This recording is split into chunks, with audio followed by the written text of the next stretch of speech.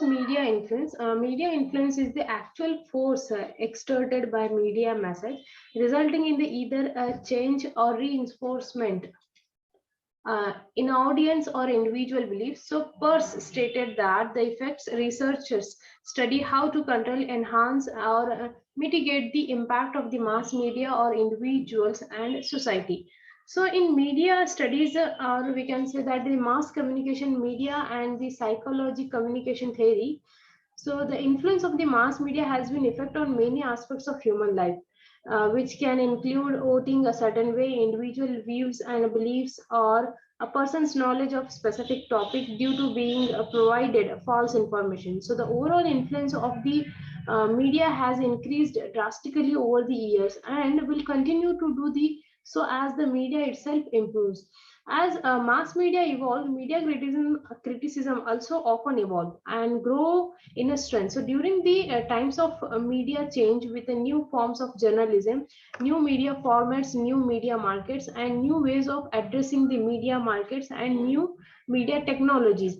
And media influence is the actual force exerted by the media message and resulting in either change or reinforcement in audience or individual beliefs. So media effects are measurable effects that results from a media influence or media message. So whether a media message has an effect on any of its audience members in is contingent or many factors, including audience demographics, psychological characteristics. So these effects can be positive or negative and gradual, short term, or long lasting. So not all the effects results in change. Some media message reinforce in existing beliefs. So researchers examine an audience after exposure for changes in cognition, belief system, and attitudes, and as well as emotional, physiological, and behavioral effects. So in recent years, a few would argue that news media have been responsible carriers of information needed by the citizens. So most would say that they have concentrated on scandals and detailing or trivialities that provided by public entertainment. So this perception must be taken clearly into account when planning crisis strategy. So the obligation of public relations towards the public interest is sometimes submerged or subverted by the desire to attain the special competitive interest of the employers or clients.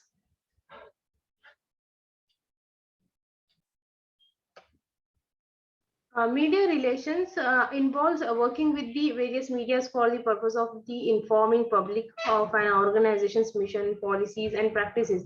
So, in a positive, consistent, and credible manner. So, the goal of the media relation is to maximize a positive coverage in the mass media without paying for it directly through the advertising. And how the relationship is building between the organization and the media. So what media relations activity often tries to achieve as a part of a public affairs programs, so that is pressures on politicians working with the media to make your issue a new story, to try to apply pressures on a politician, so usually the government, so that they are forced to do something about it. So the support of the public, which obviously assist in the achievements of the first, making your issue on that kinds with the public and making them aware of the matter through the media.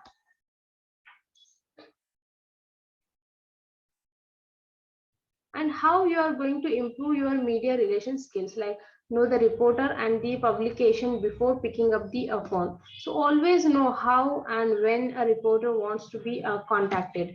Clarify your message before delivering your pitch, and when you sending ideas via email, always include a short pithy pitch along with your contact information.